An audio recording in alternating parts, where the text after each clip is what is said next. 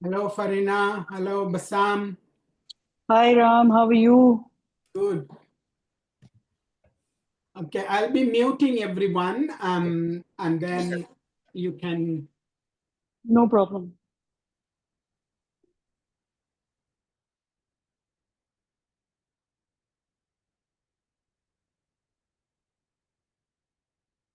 Yes, Zara. Sorry, Ram, I'm trying to log in, Uh-huh. but I'm having a problem here. It says that they need some details like my email address, my name. Is that normal, or what I have to do? Now that shows that you are connecting from a computer where there is no account for you in Zoom. So what I have to do, I have to install one. Now you can join join using the meeting ID and do you have the app? Which app you mean? Zoom app. I have Zoom app, yes. Okay, I'll send you the meeting ID and Please. yeah, Yeah, and the password. Okay.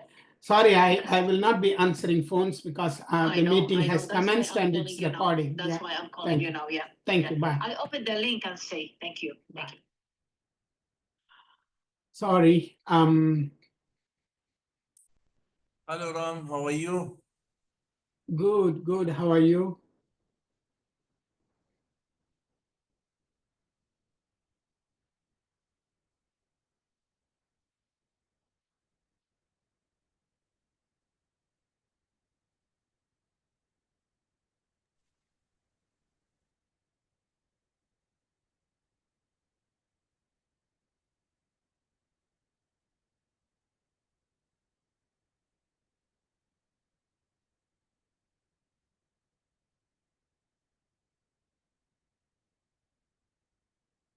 Okay, I'm sharing the a Word document which we will be going through. This is a published document from AUSTRAC. Can everyone see this document which I'm sharing? Yes. Yes. Okay.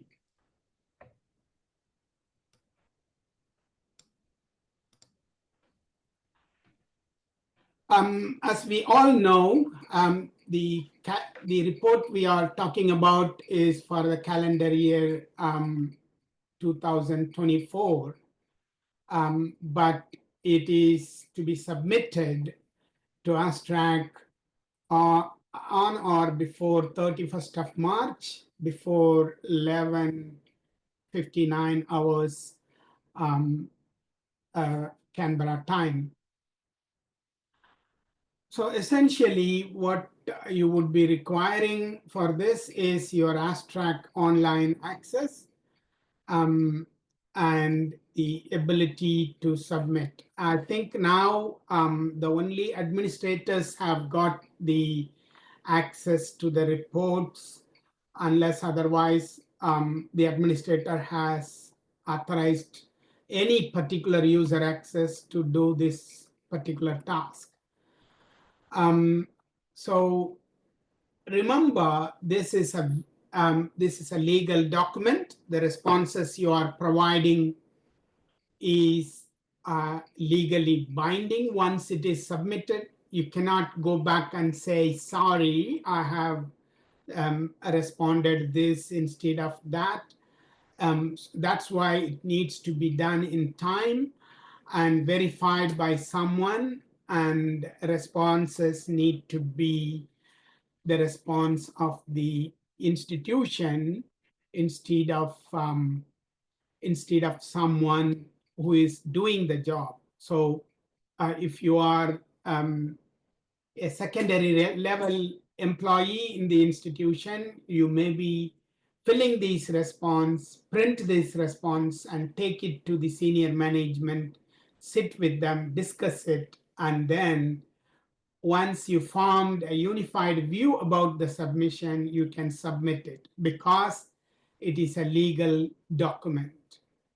So where you should go in your AUSTRAC online access, go to My Business, and then on the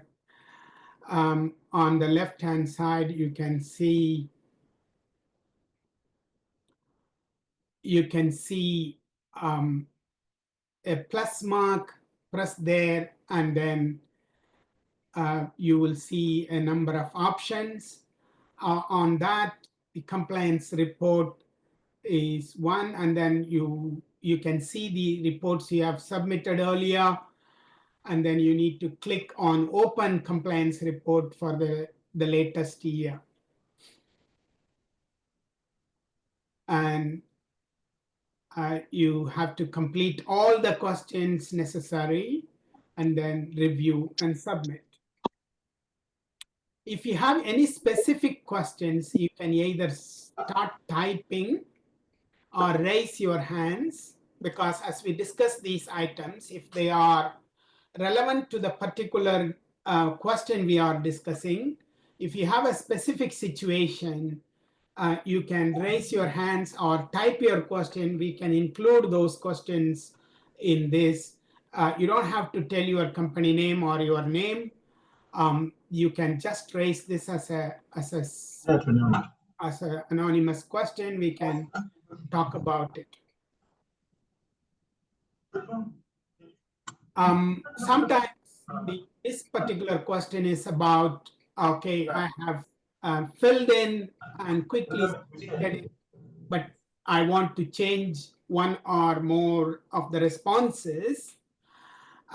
In ordinary case, you cannot. It's not an editable document once it is submitted, but you can always write back to the help desk in AUSTRAC, and you can tell them, but that has to happen before 31st March 2025.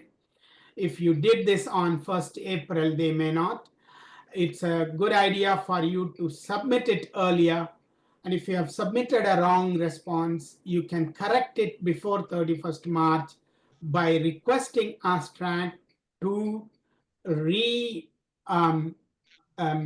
reopen in your access. So they can put it back as draft again, and then you can go back and edit the area you need to edit, and then review it. As I said, take it to the senior management.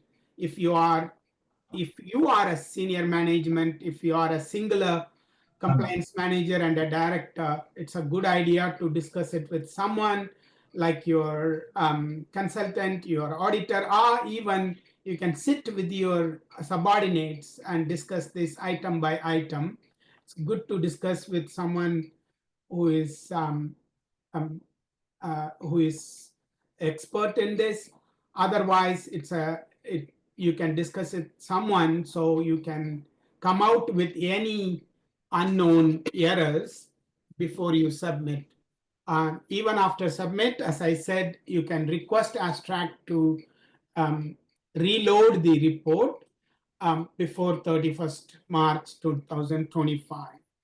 But if you are submitting on the last date, then you are actually taking a risk of the opportunity being lost to be modified or the responses be changed. Okay, the first question actually starts with whether you have provided a designated service during 2024 or you have not. We know for a matter of fact there are many companies who hold a registration valid, but they are, for many reasons, they are technologically preparing for it. They may be waiting for a partner to join, or maybe they are waiting for the channel partners to come on board in order to provide the service in the destination countries. In those circumstances, a company may hold a registration valid, but it is. Sorry? Hello?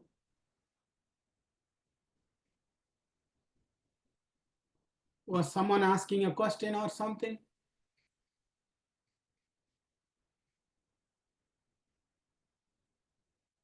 So Ryan, Ram, carry on. It was my mic. I was not on mute, so sorry about that. Sure, thank you.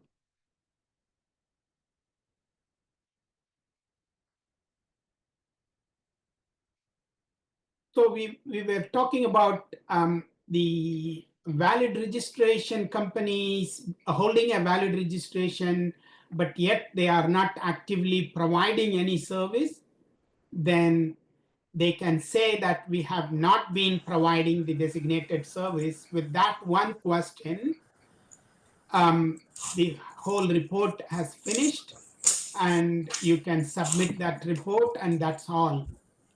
However, okay, you have provided service up to 28 February, from 1st January to 28 February, due to debanking or some reason you have decided to discontinue for a brief few months, and then you may be wanting to join or resume services in 2025. You still have to submit the full report because you have provided service for the first 2 months or 3 months or any even one transaction during 2024.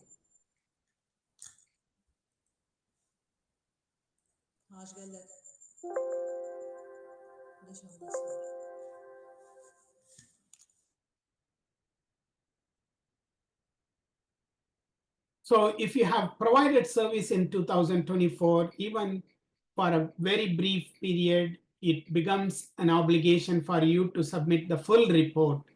If you have not done any transaction, you have not conducted business during 2024 at all, then you can just click that we have not provided any service and then submit, and that finishes everything.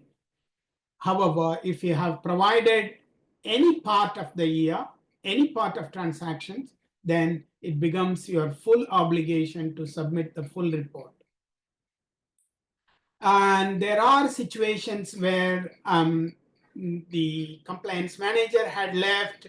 He did not give us the username and password for this, or the nominated person is on leave, or they have left or deceased. Those are situations, either if there is an admin access available with someone, they can actually create a new administrator who can do this, or you can write to AUSTRAC through the help desk, and they can send you a new administration password to a new email, and then immediately after that you have to go and submit your business profile, because you have a key change in your business that comes as a first obligation. Is it clear for everyone that you have lost your access to AUSTRAC online due to someone's death, or a person has left without handing over properly, or there is a change in management? You can write to AUSTRAC help desk and ask for a new access password and username. They will send you, after verifying the authenticity of your claim. Then the first thing, even before you get into the annual report, is for you to go and profile in order. Even otherwise, I think we have spoken about it in the last year's presentation, that it's a good idea to look into your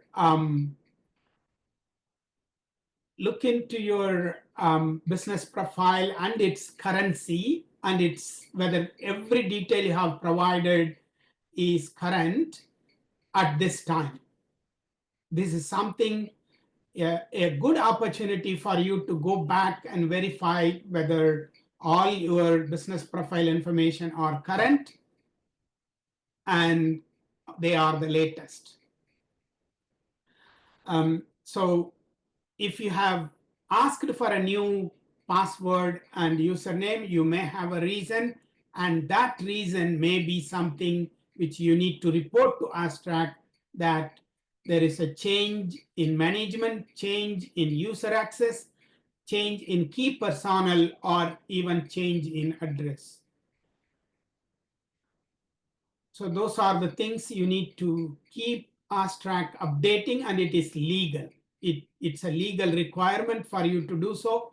So I always suggest everyone do this verification of every detail you provided to AUSTRAC is valid and current.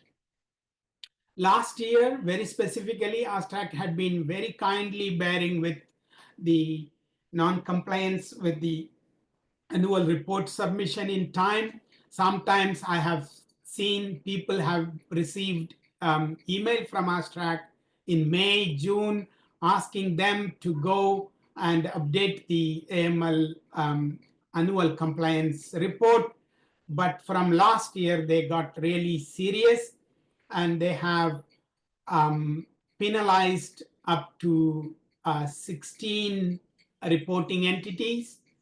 11 of them have paid 80 from $3,756 penalty for a sole trader who is operating this business in his own name with his TFN and ABN number.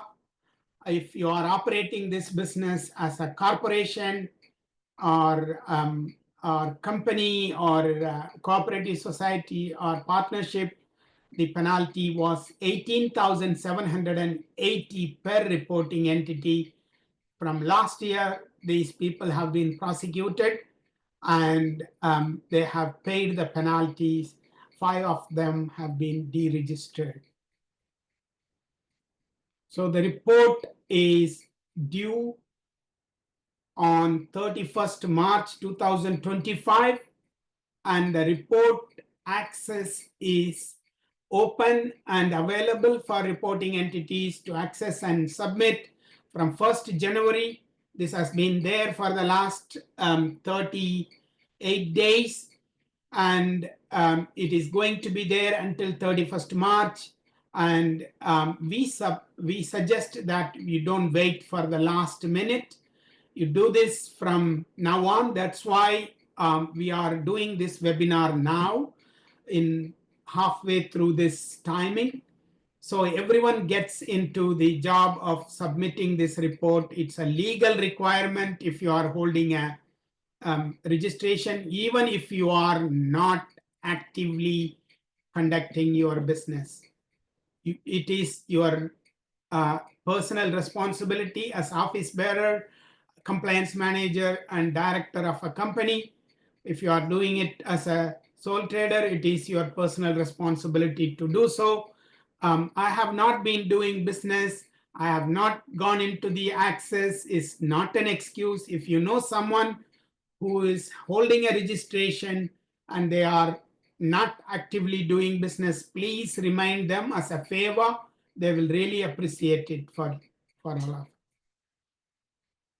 So these are the general questions when it comes to submission and the necessity to submission, and specific situations where you need help.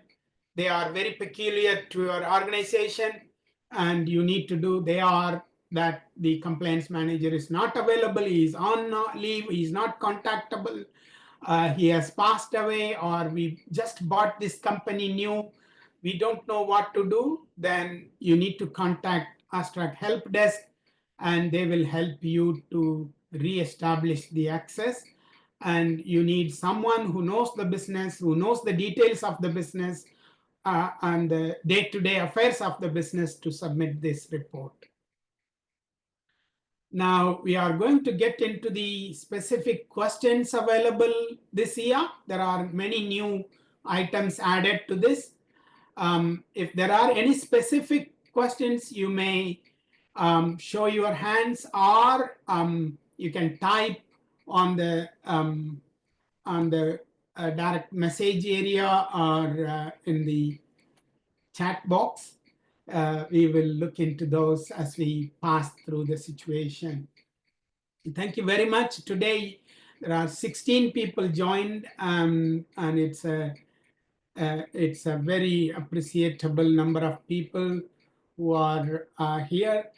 And it really is a heartbreaking thing to see that we have so many members and people don't have time even for a very important task in the life cycle of reporting entity in AUSTRAC's regulatory framework.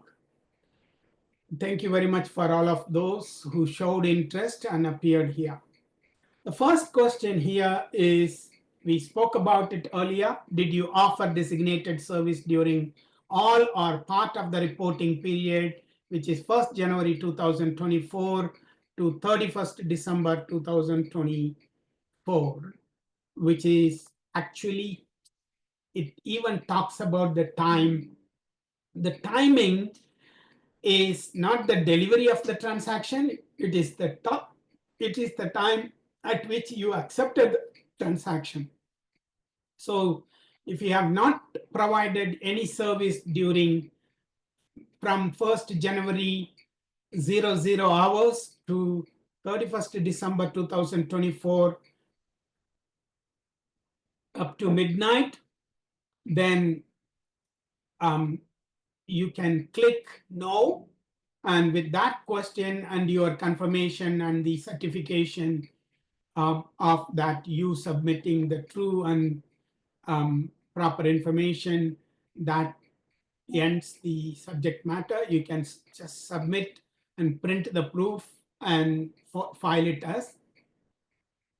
If you have provided any service during the time, then you need to click yes, and from there you will start answering other questions, which we will be looking into in the next 28 slides.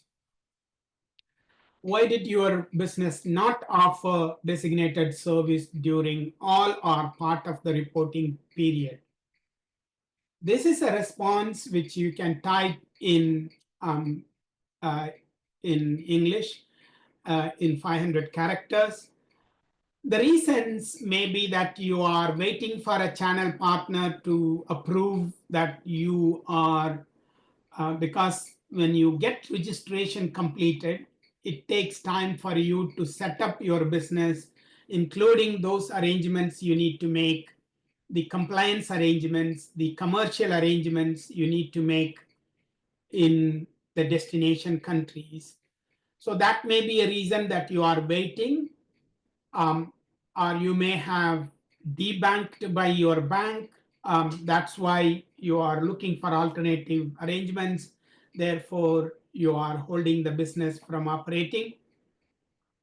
Or there may be instances where your technology, or you are building a software, you are still setting up or waiting for a partner to join.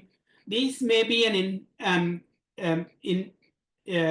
decent example of excuses for someone who has not commenced providing designated services in the period we are talking about.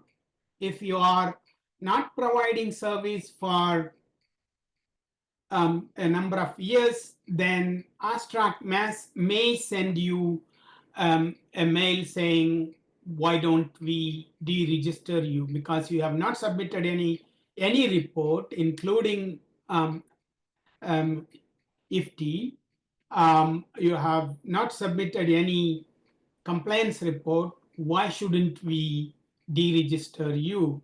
Then you may have to provide a valid response as to why AUSTRAC has to keep your registration open. So this is a clear input into AUSTRAC in their data gathering arrangement, that they want to know whether you have operated. If not, why you have not operated. That's the reason that you need to mention here.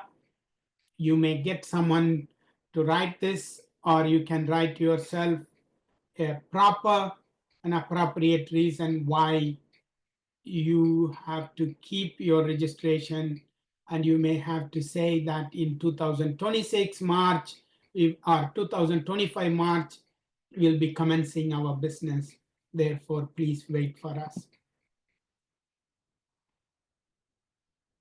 So if you have said no, then why you have not? And the third question is, then when do you want to start this service in 2025?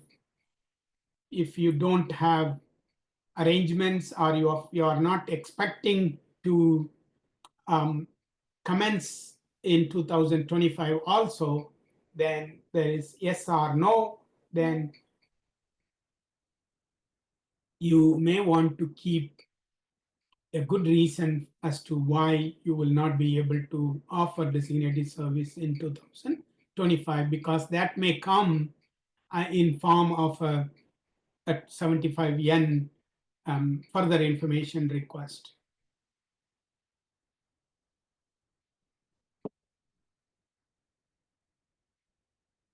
Does your business provide digital currency exchange service?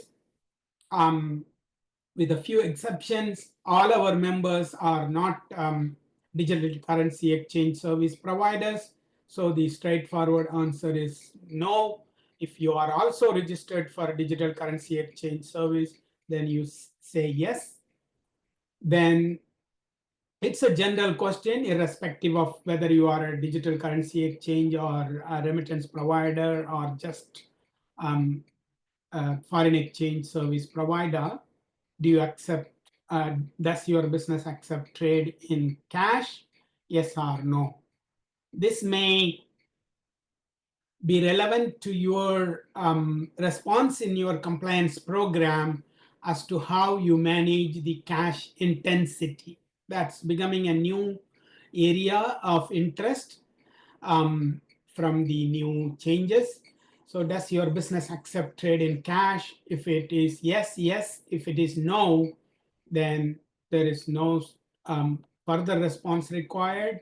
If it is yes, you may be preparing your compliance program to deal with the cash intensity risk. That may be for two reasons. One, to comply with your actual practice and requirements.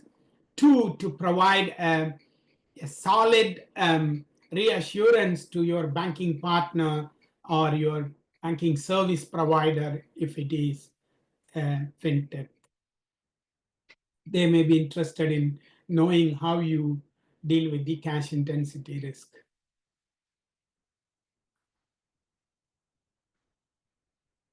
So the next question is about, this is relevant to digital currency exchange.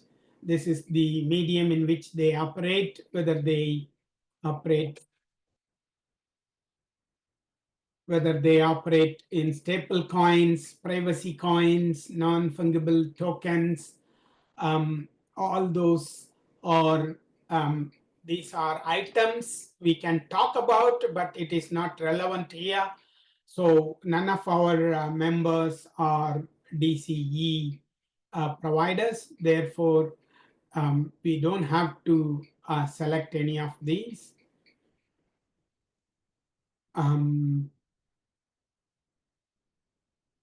Do you provide any of the above service or products to other DCEs? Like if you are dealing with any DCE, do you do this? Most probably all our members will answer no. Does your business accept customers from overseas jurisdictions? This has two components to it. One, you may have had a customer who was resident of Australia. He was a student or even a diplomatic mission member, or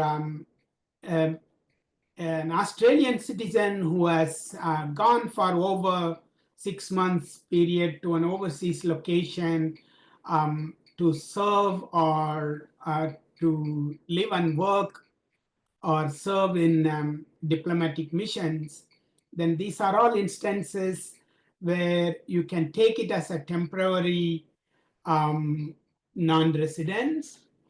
And there are instances, and there is a huge risk if you are accepting customers living in, for example, Brunei or Malaysia or Singapore.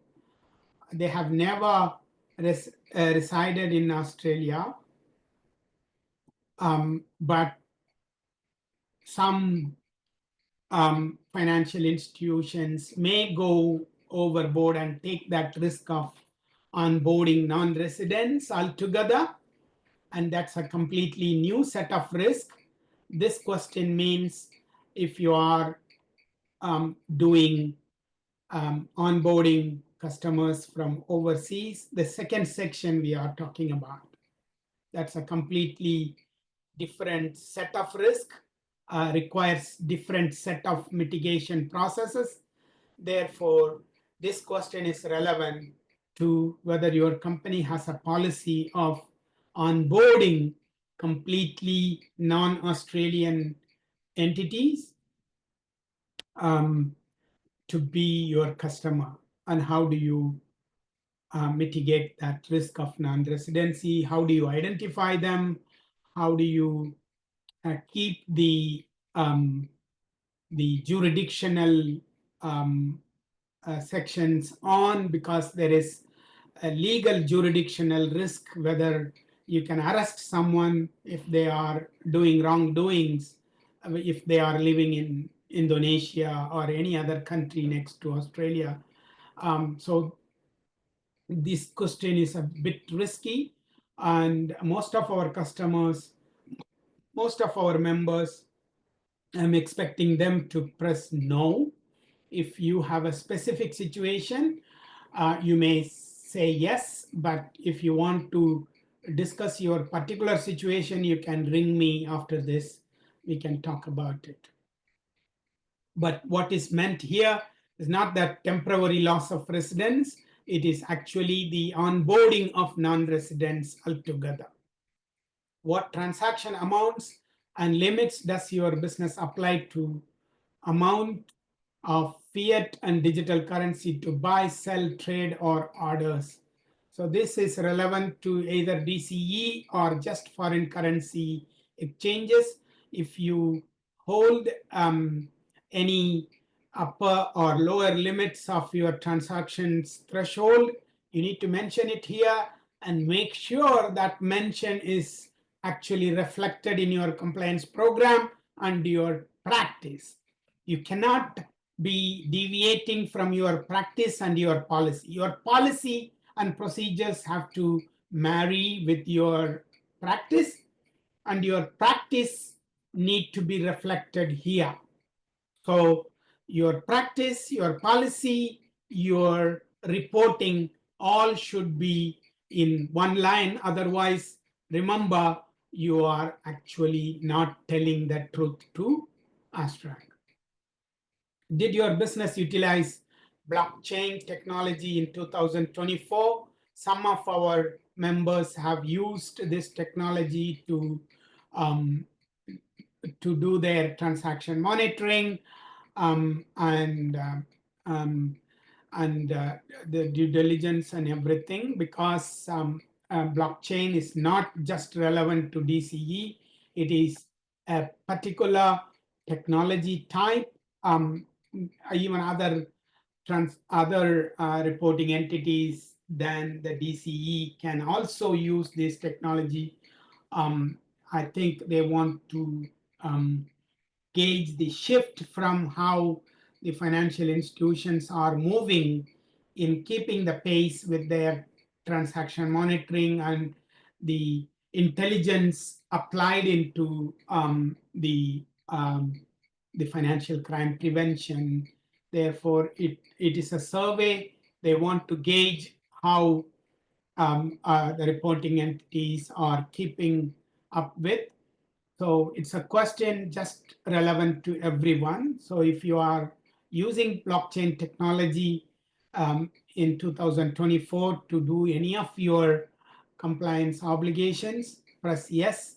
If you are not sure about whether your technology provider has used it in this or not, you may contact your technology provider. If you are sure that neither your technology provider nor yourselves have used blockchain technology, then you can press no to this question. If you have used, in what area? That's the next question.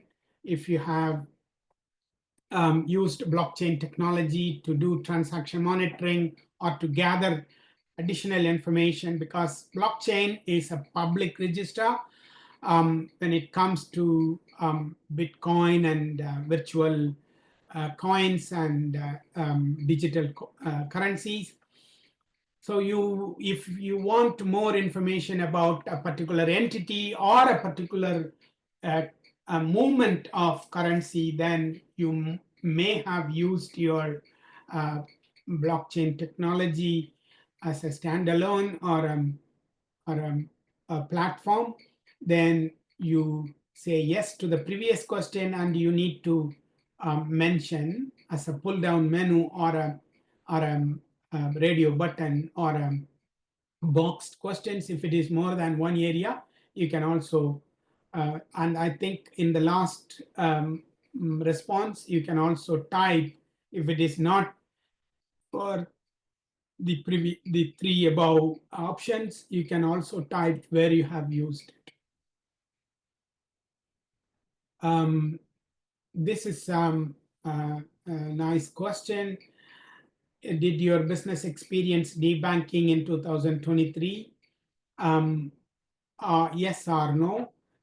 Then I think it should be 2024, because this report is particular to 2024. I don't know why they mentioned 2023. If you have in 2023 or 24, if you have experienced debanking from any of the major banks, they need to know, because they are going to match with the record they have received from the report they have received from bank, because the banks now are mandated to supply with AUSTRAC the number of closure in that particular month, and why they have done what due diligences they have conducted, and why they have debanked. It's a big step in our effort to combat debanking, actually.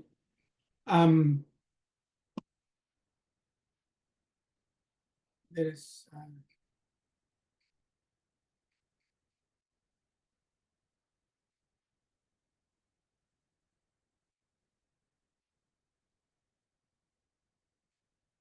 yeah, Harold has asked this question. Can we compare the previous year's report, and if there are any specific differences we need to be aware of? There are many new questions they have brought in for this year. It's a good idea to look into your previous year's response, because that will give you a lot of your consistent you can actually maintain a consistent report to the approach to this report.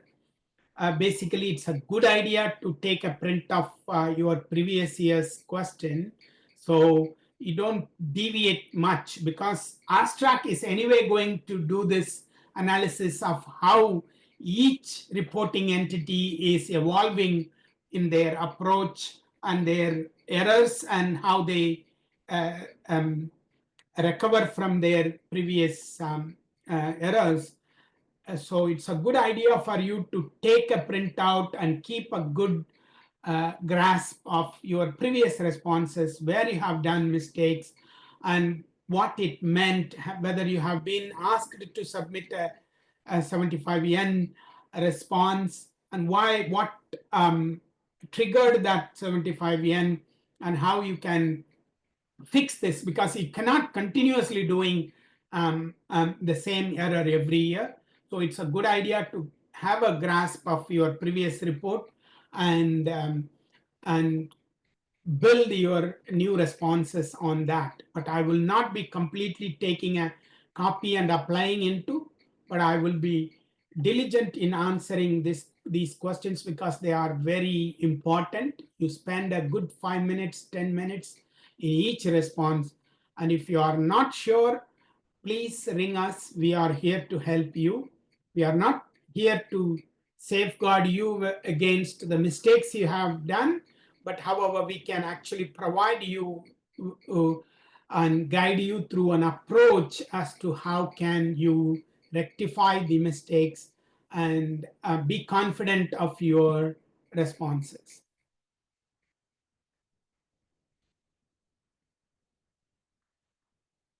So we spoke about debanking and did you acquire or merge with another entity? Acquiring or merging with another entity is that if a bigger company took over your company and you are operating under a group arrangement, then it is what it means because you are.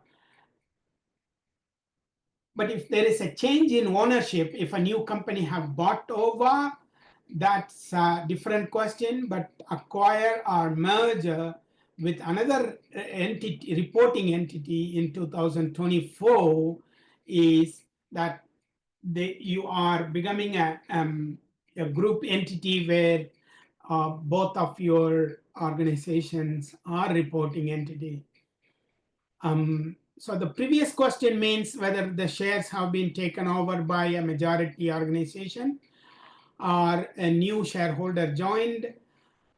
When you say yes and you have not submitted a new and revised business profile, then it shows that you have failed in your duty to report them within the 21 days time of any new change in your organizational structure, whether owners changed or directors changed or any new company bought over, that actually requires a due diligence, a change in your risk approach. So your risk arrangements and your risk assessment changes, and obviously your compliance program changes. And then the first and foremost step you had missed is to report to AUSTRAC that there is a change in your key personnel and therefore there is a change in ownership. Okay, so that needs to be done. If you press yes here and you have not done any business profile submissions, then that will come as a 75 yen response requirement. You can, for one or two, you can go back and say, sorry, we missed it, we did this and that. See, being small, I have reiterated this in so many instances. Being small is not an excuse.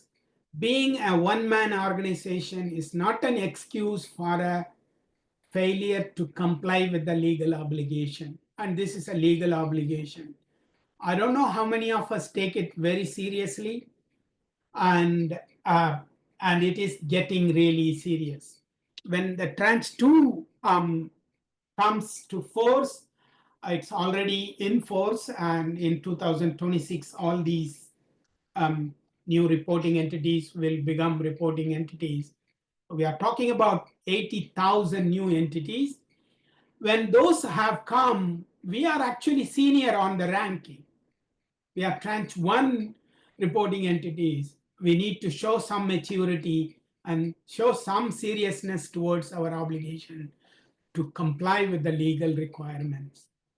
So the second question is whether we have merged or an existing reporting entity. So the difference is, the first question is talking about any organizational takeover or change in capital structure or joining in and becoming one with another organization which is not a reporting entity. The second question is talking about that, let's say Western Union taking over XYZ in Sydney. That's Western Union is already a reporting entity, and that entity, I think RIA does it. RIA buys from smaller organizations and establishes their own branches in different regions. So this will refer that a company like RIA or any organization which buys a smaller organization to become one, or amalgamates or merge or acquire all the shares of this entity and become a group entity. That is the scenario we are talking about. If it is yes, yes. So if it is yes, then you need to detail how, who, and when this happened. You don't need to really discuss the amount involved in the merger acquisition, but you have to discuss the percentage, the time, and the people and the corporations involved in this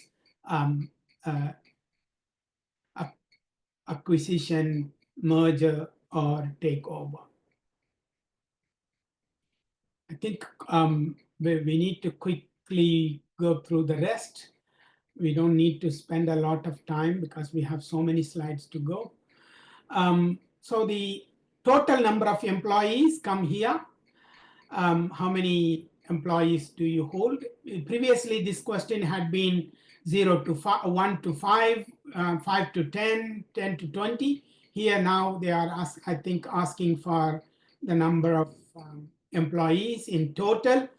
But if you are maintaining less than 5, tell them the number.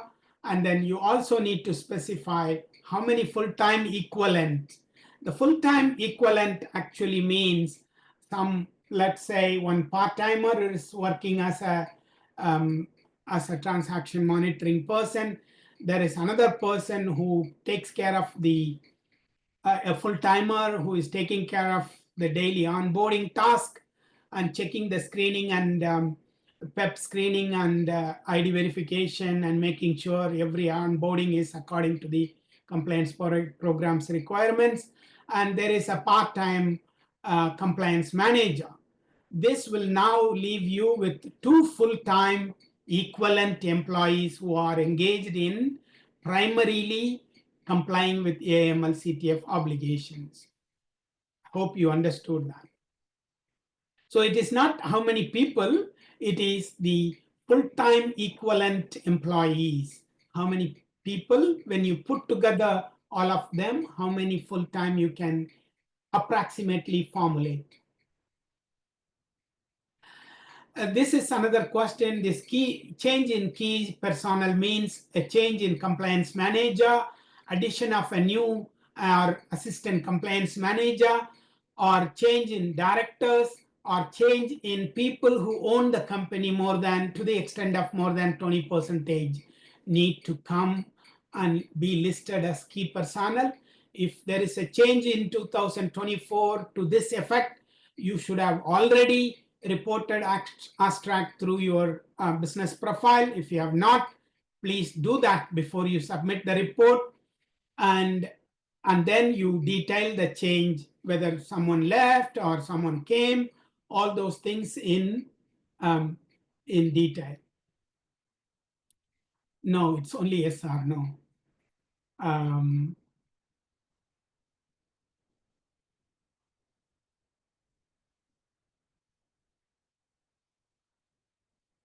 Have you notified AUSTRAC of these changes? You see, I have told you earlier.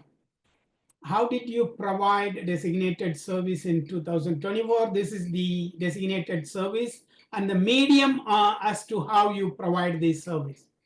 Okay, ATM, because with technology, you can also provide these services. The intelligent deposit machines, which you can see in NAB or Commonwealth, electronic gaming machines, email, face-to-face, fax, mobile application, this is the app, the app through Apple or iOS or Android. Remittance platform, as we always maintained, this is something to do with, it's not your software, it is actually a platform to send and receive through network provision. Self-service gambling terminal, telephone, website, video conferencing, broker, mail trading platform, online banking, wallet. Some of our entities actually, if it is to some of the North African Herald, I think you are terminating the transactions in the destination countries to some of your destinations through wallet. Like this, I think some of the African nations are terminating to mobile service providers. If you are doing that, I think you need to click this. Non-ADI agents are those who are money service providers located in overseas jurisdictions. Additional methods like your own branches, your or if in some jurisdictions delivering through hundi or hawala, if it was permissible, then you may list them here. If it was legal and if you were doing it legally, you may also mention it.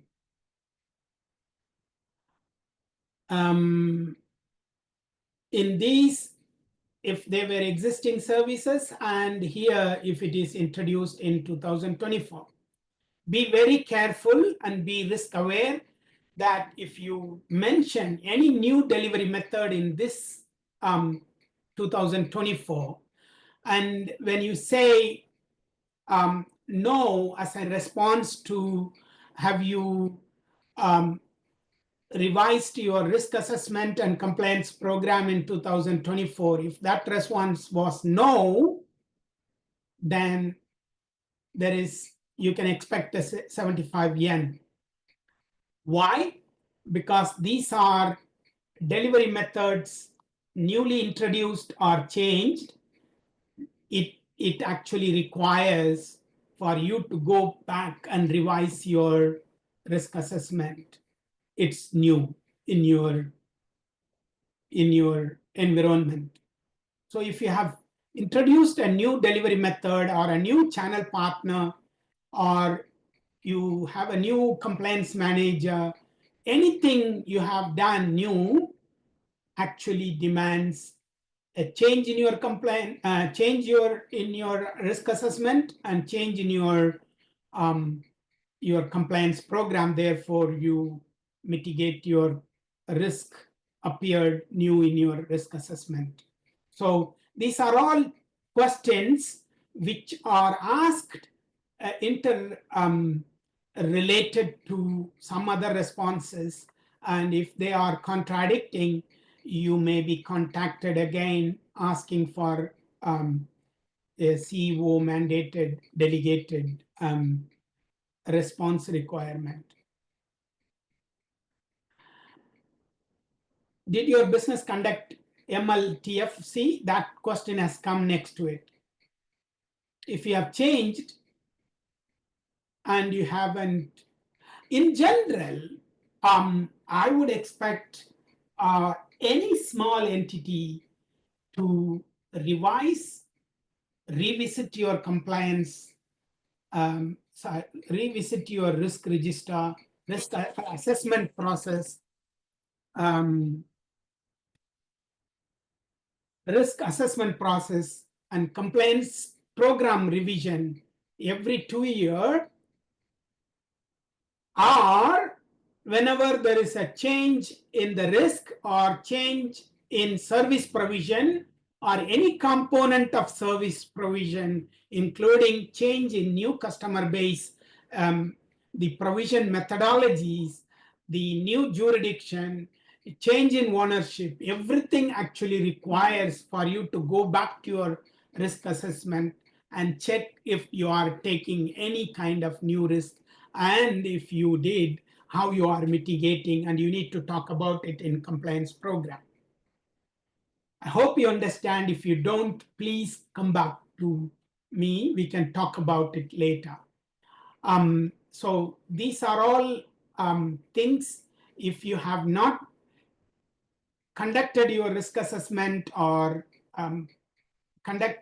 changed your compliance program in the last 2 years, think about it, because it is considered as not a preferred way of conducting your business around the regulatory expectation. Outsourcing is a new talk of the regulatory town. So if you are outsourcing any component of your AML CTF obligation to an outsider other than within your organization, and this includes the dependency on your franchise owners. Some of our African brothers, they have the bigger brands in which they have formulated a coalition where they use most of the resources, and then they through common funding or a sheltered funding or sheltered ownership of the infrastructure, and that includes some of the AML compliance obligations, including customer identification, transaction monitoring, provision of the sanction screening and PEP screening databases. These are all considered to be reliance on others. So when you say that I'm relying on someone, the reporting entity registered in AUSTRAC, the reporting entity which is submitting this report, needs to be aware of the risk. In few of my audits, I have found that, okay, this is coming from Dubai, therefore we don't know much details about it. For example, if you are getting the sanction and PEP screening database from a source, you need to know here which is the source. If it is an Excel-based downloaded database, you need to be aware of the risk you are taking and how frequently these are updated and who is responsible for this update. So these are all, you have to bring them back to your risk assessment and consider them as your own risk. And when it comes to mitigation, you can actually detail how you handle it. You get their audited reports and satisfy with it. You can ask questions when it comes to be getting to know what really how they are doing it. But at the end of the day, the law recognizes that it is the responsibility of the reporting entity which submits this report.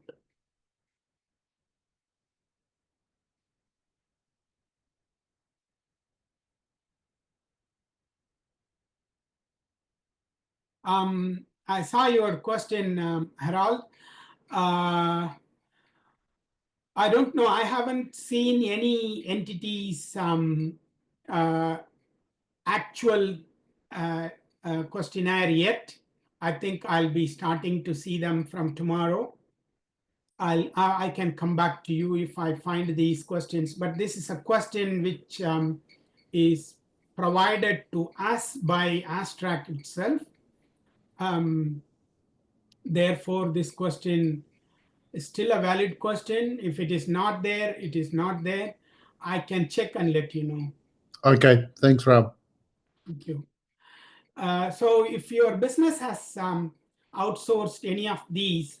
But if you are connecting to GBG or Dow Jones or LexisNexis for the purpose of the database, that is not outsourcing. Okay. It is basically a database. You still have to address your reliance risk on that, how reliant they are, but it is not outsourcing because they are not responsible for any of the flaws happening in your screening. It is actually an internal, integral part of the software or application which is doing the job here. So that's only a tool, it's not outsourcing. So Sundar, can I ask a question here? Yeah. So that's considered not outsourcing, just to clarify, if we use... It's not considered as outsourcing, but if you are dealing with reliance risk in your compliance program, you may talk about it because you can talk about the dependability and the prominence of this organization, how you have made sure through the literatures that they are updating on a daily basis. Okay. But so when it is basic, the database is not an outsourcing an obligation, but it is only a tool you are borrowing for a fees. Okay. So when would it be outsourcing then? In what situation would you classify as outsourcing? If you are getting like SumSub is an organization which takes the information, does the job and brings the results back. That's outsourcing. Okay. Okay. If you are submitting the driver's license and passport details to an organization and that comes back with an answer, whether there is something to worry about or not, that is outsourcing because you don't know the details of how they do this. Okay, but if it's a tool you're using, it's not. If it is a tool you are using, that's not outsourcing.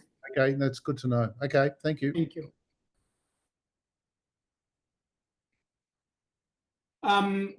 Now, there is also, if you are engaging a consultant or an advisor to advise you for any specific part of your compliance program, you need to be responsible and you need to also have a written agreement with them because AUSTRAC have now started asking for those statements of engagements. If you are engaging with AML-CTF advisors, you need to document it and you need to have this arrangement formalized. And it's a good idea to also look into the AUSTRAC's guidance on what to look, how to do this effectively in the engaging of AML-CTF advisors. There is, so this includes these are all the details you need to submit when it comes to whether you have engaged someone to provide service, including formulating your risk assessment compliance program, even training. You need to mention that you have outsourced and who are your outsourced advisors if you have.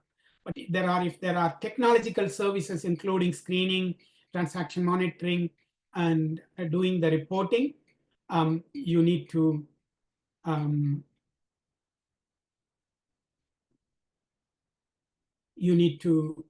sign an agreement with an AML-CTF advisor, and you, if it is a software or a technological service, you need to do the same, and you need to have them recorded here. Do you have a AML-CTF program? I think we all have to have one. With no or less exemptions. Explain why you do not have an AML-CTF program. I don't think that is that's relevant to any of us. Is your AML-CTF program approved by its governing board or senior management? I think this is a very legitimate question, and most of us would say yes. This is also a tricky question. If you tell them that we approved our AML CTF program in 2020 and no revision after that, that's a silly invitation for you to attract regulatory attention. So this is a question whether if you have changed your AML CTF program in the last year, say yes or no, and what prompted these changes. The following, you can tick from the following.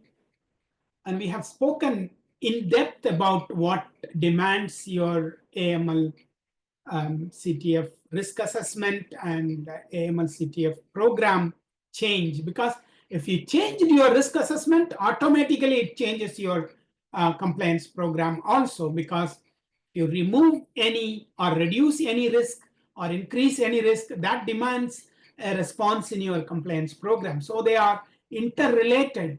You cannot say I have changed my AML CTF risk assessment, but I have not changed risk AML CTF program. Please be diligent in your answers.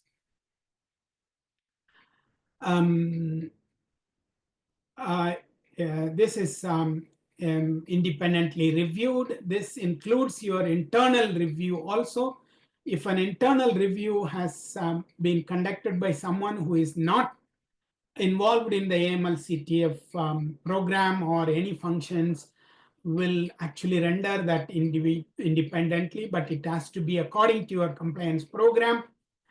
So here also you have an advice on how and whom to engage as AML CTF auditors.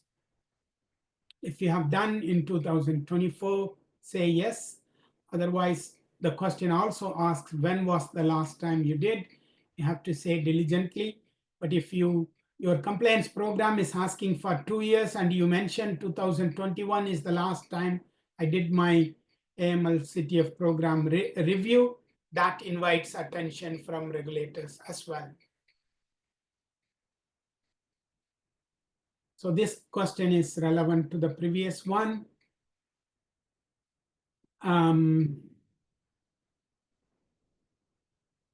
So if you're from this year, very interestingly, they have already mandated the requirement to have the lowest risky institution must have every 3 years. Otherwise, based on the risk, you must have set your frequency from less than 3, but you cannot exceed that limit from the changes which have already gone through.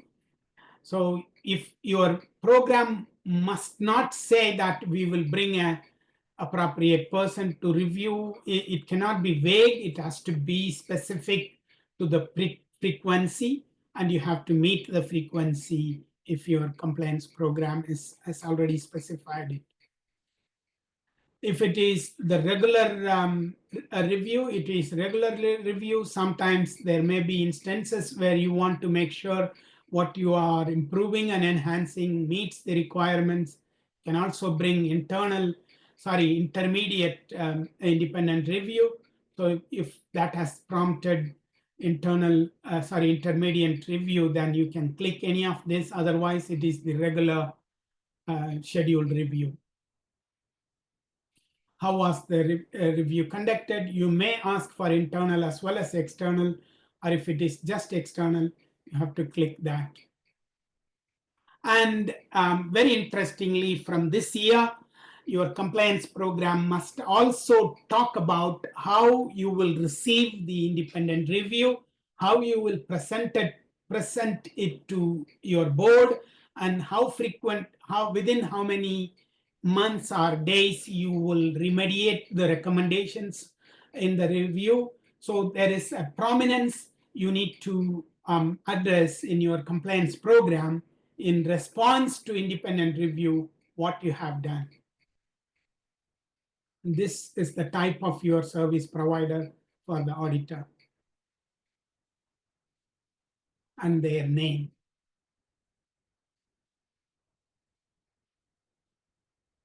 And what prompted the internal discussion. If you are I think we we spoke about this to AUSTRAC last time in Melbourne.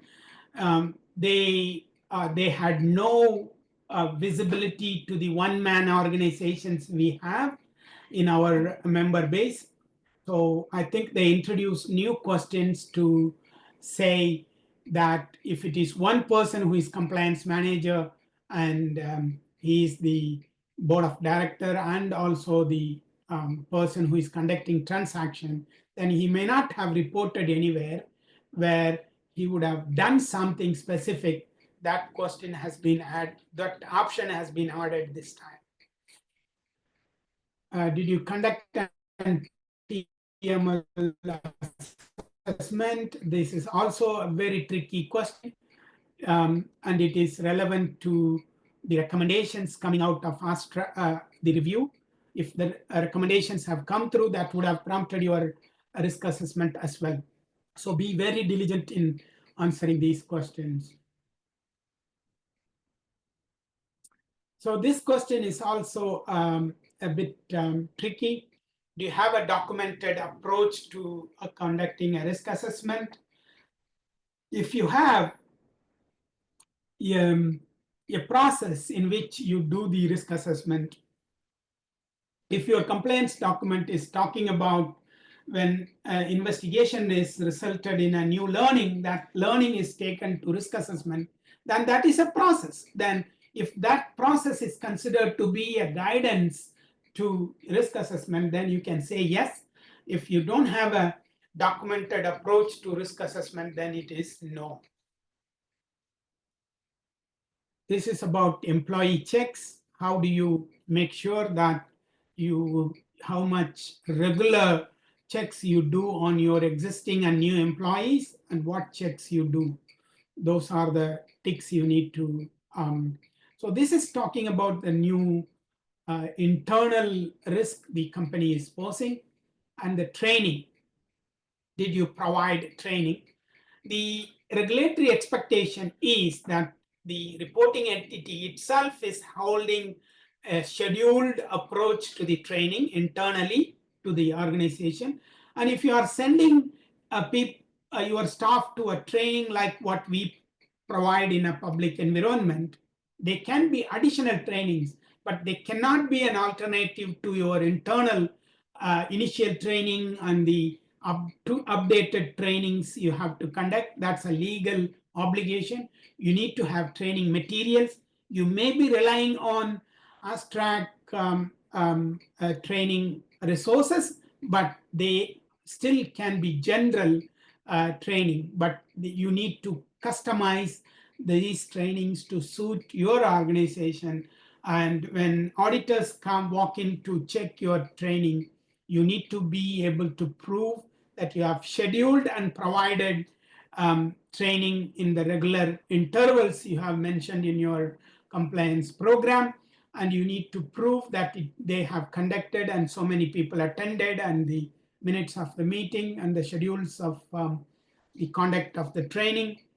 And if they went for additional trainings outside, those certificates can be proved. And in bigger organizations, there can be a conflict as to who maintain the employee records of the due diligence conducted. You need to make sure that you coordinate with your HR department to make sure that the trainings have been recorded in their files, and their due diligence, if they are deemed to be renewed every year, they need to be conducted and proofs filed in their files.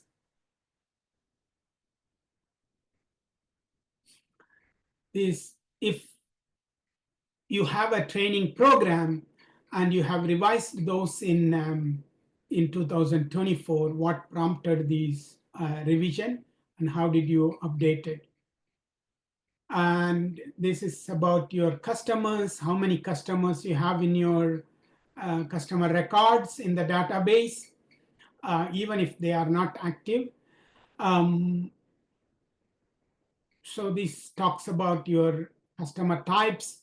When you press these and your compliance program, if you type individuals and then I have 2 companies, guess what? Your compliance program must talk about how you onboard and manage the risk posed by your corporate customers. You cannot just say we are only onboarding individuals, but I have exceptionally 2 particular companies. If you do even 1 company, your compliance program must talk about how you provide these services, how you onboard them, how you do their transaction monitoring and other obligations, including UBO due diligences.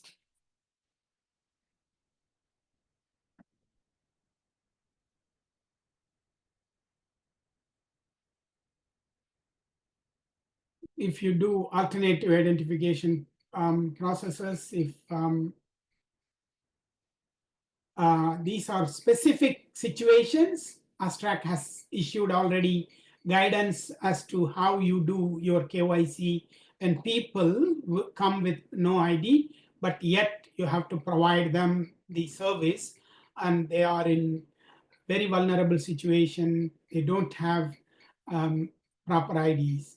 So if you have to read through the AUSTRAC guidelines and update your compliance program if you are dealing with this, if you have any customers in this criteria.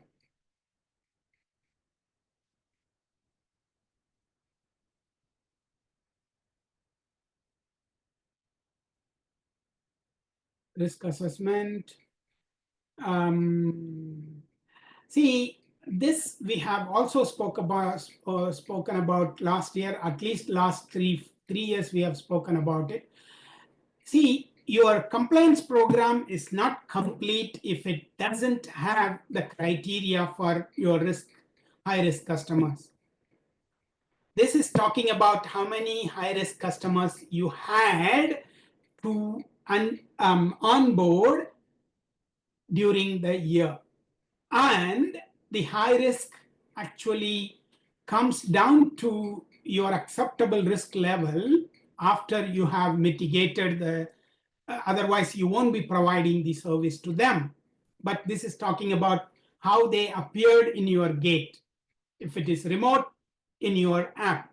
If it is face-to-face, when they appeared in your office, they post high risk.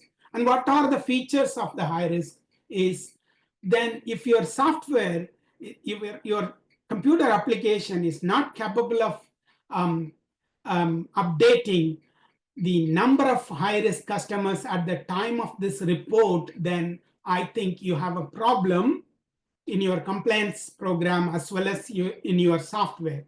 Because this is something which is very variable. It comes and goes.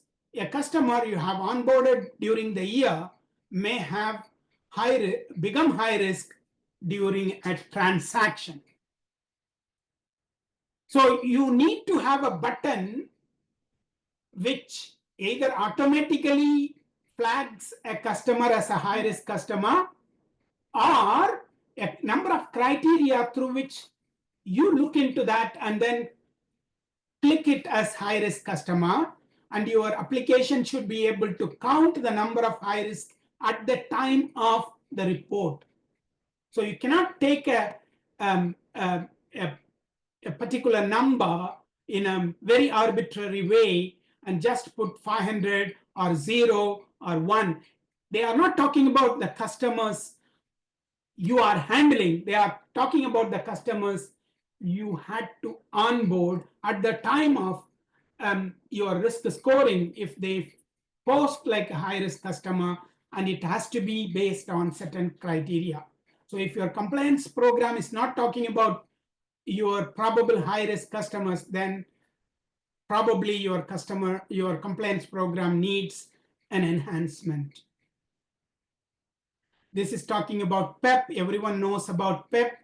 PEP screening is very important, and there is no free or downloadable data available for politically exposed PEPs. You must have subscribed data to have this. And it's talking about, did you perform any PEP checks? most probably the answer is yes. How did you identify PEPs? Through commercial or external database. During your onboarding, how many, whether you dealt with them or not, how many of them came to you as PEPs? That's the answer. If you had 6 PEPs, or if you have 0 PEPs identified during the year, say 0.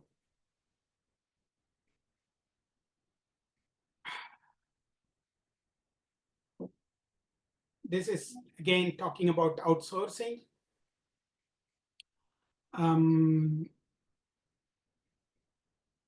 This is also outsourcing. If you do yes or no. How did your staff report? Again, if you have a established framework of how you internally do this, if you are a proper bigger organization. Otherwise, if you are a singular organization, you tell verbal or conversation, or if it is just you doing, you can do we keep record, or you need to click verbal or paper form, or staff did not identify or report any unusual things.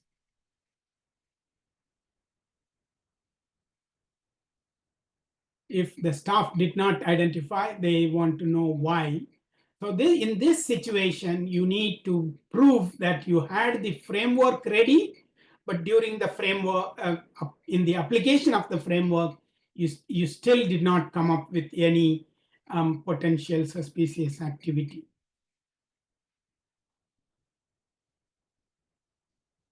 So these are all responses you have to write, how you report externally, like AUSTRAC, or to your managing, if you are a group reporting officer, or if it is within your organization, how you do the communication.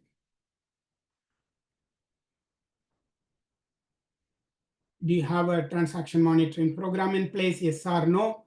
Is your transaction monitoring program manual or automated? If you have analytics, if you have the algorithm set and the red flags have put into formula into your application, that is in place. Or if you do both, you can click either manual, automated, or both. See, there are set of rules. You convert them into, these must be in accordance with your compliance program. If you have added any new rules from learning, or auditor has told you to add a new rule, so you have to say yes or no. Then what prompted you to do that in the 2024? Did your TMP identified any suspicious or not? Then if not, if yes, then this question becomes void. Otherwise, if you have not come across any suspicious transaction, even after deploying your TMP and the red flags, then you need to explain why. You may say that, we have only 200 customers, they are all known to us, and the transactions are very low in value, therefore we have not resulted. Otherwise, you must have a reason why your transaction monitoring program has not resulted in no. So the ECDD is the investigation process, which is derived out of the TMP.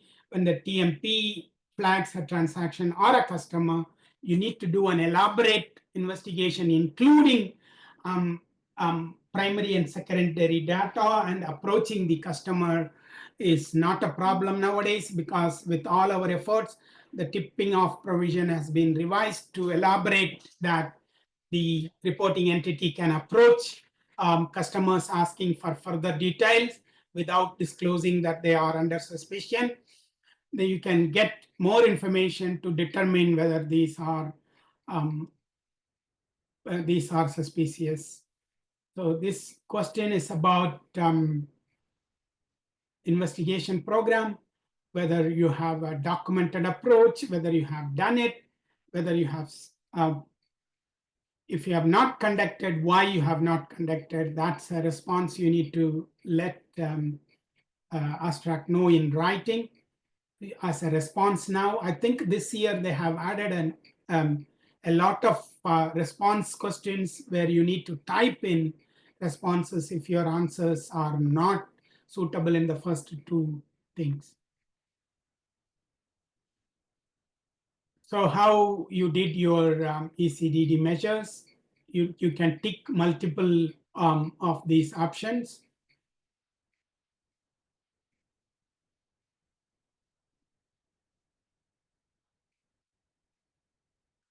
These are all feedback and guidance from AUSTRAC, whether to document, and because when you receive feedback and guidance, these need to be documented, and an appropriate response need to be communicated to AUSTRAC within the time frame, and they have to be kept as record keeping requirements also apply to those things. What did you do in response? How your organization reacted and how it responded to? This is one question. It's like a survey. They want you to rate their approach. You can do that. And because people left these blank in so many instances, they are coming with micro answers. And with all these questions completed, you can tick the box before you submit, take a printout and discuss within your organization. Potentially, you need to do this with your higher management. More than one or two people need to be involved in this discussion. Go through these responses diligently, and then if everyone is in agreement, you can click yes and submit it. Take a printout and keep in your files. This will also be available in your AUSTRAC online for years to come. But if you have completed and yet you have committed a mistake before 31st March, you can contact them and ask them to put it back in your reporting domain for you to correct and resubmit. And I think this all from me, unless otherwise you have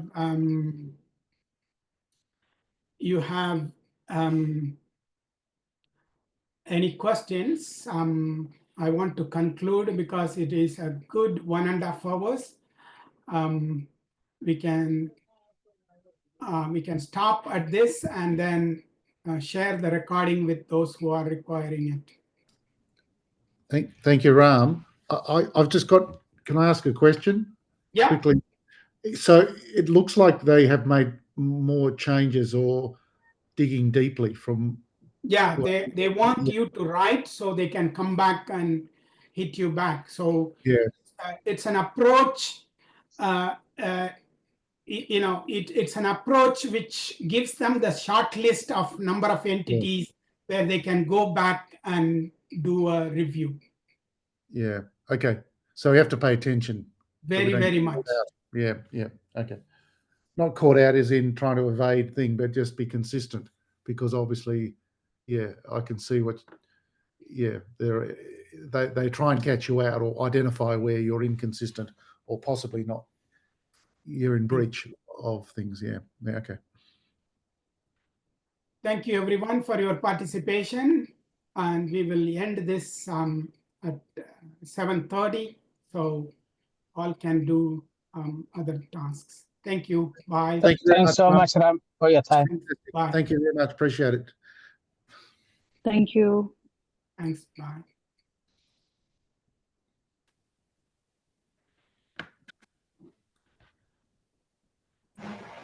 Thank you, Ram. Thank you.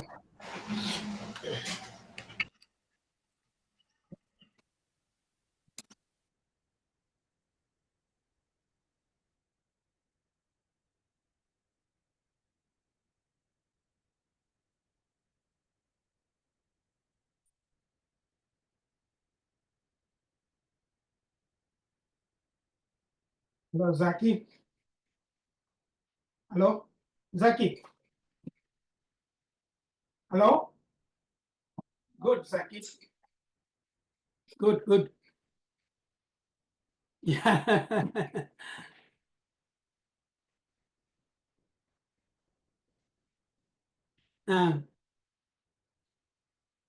Yeah, I did.